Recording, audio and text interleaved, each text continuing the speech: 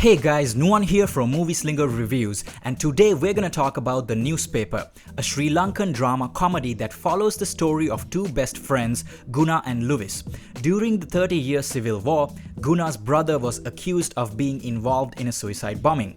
This news had run as headlines on all the major papers, and as a result, mob violence had erupted in Guna's rural village.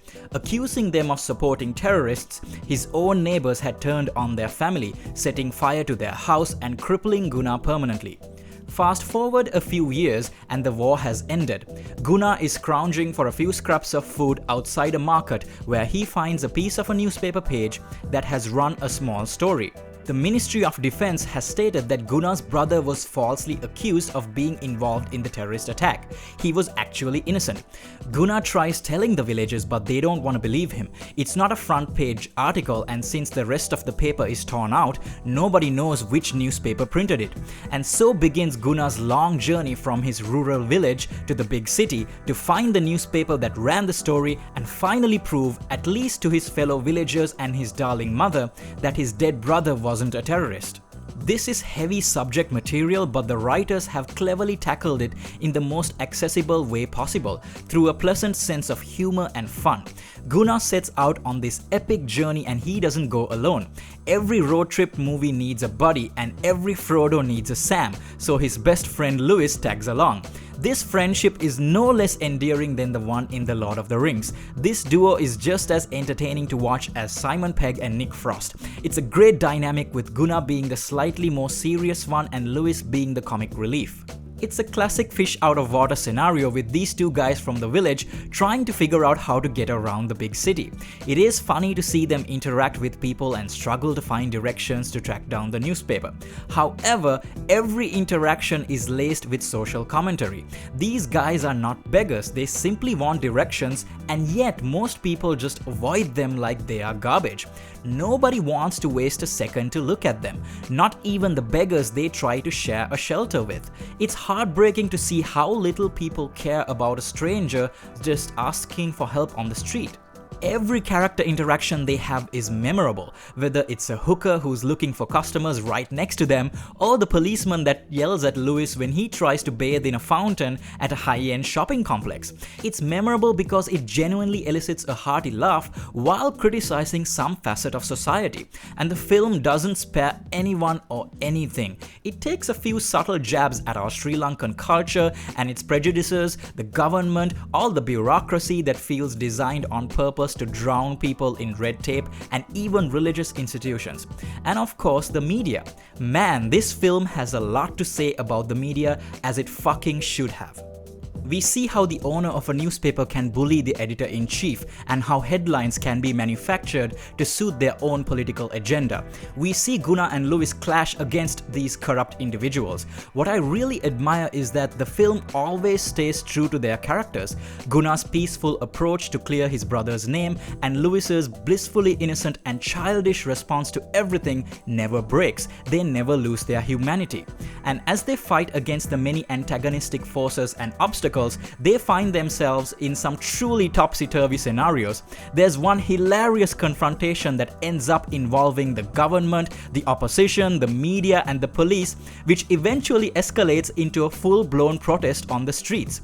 And our two protagonists bumble their way through this situation in a very Forrest Gump kind of way. It's one of the funniest sequences I've seen, just for the sheer amount of people and factions they unwittingly get involved.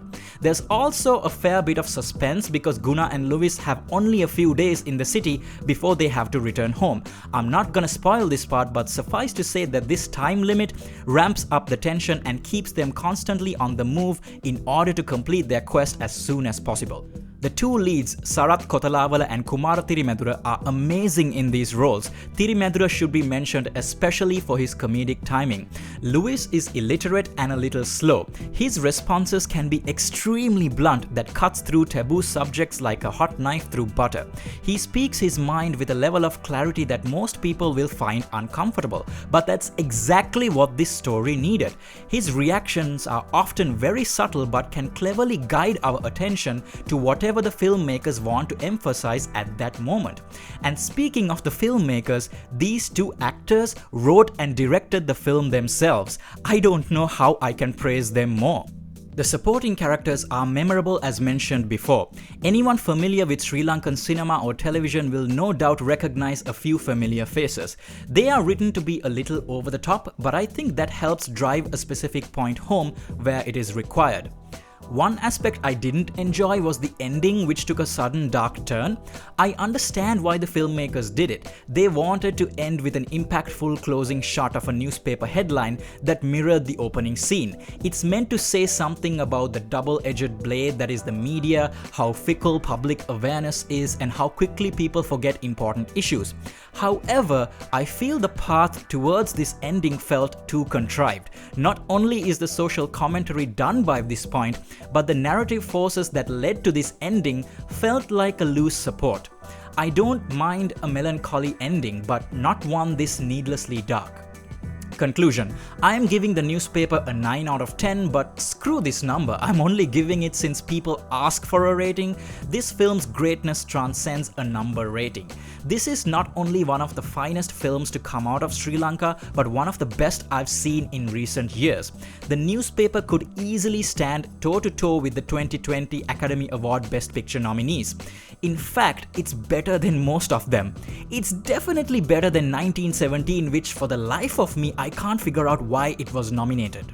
I hope the newspaper gets the recognition it deserves, since it could easily be a top contender in the best foreign film category next year. It is unfortunate that the film was released during the pandemic and most people will probably miss it.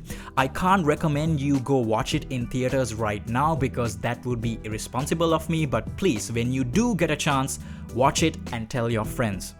The newspaper delivers so much witty criticism about a myriad of issues in this country, and it does it with heart, sincerity, and a great sense of fun and adventure. It's a must-watch for Sri Lankans, and as for my friends overseas, the cinema fans, give this film a shot because I think you will enjoy it. Thank you guys for watching, and let me know your thoughts in the comments. Don't forget to like and subscribe. Movie Slinger out.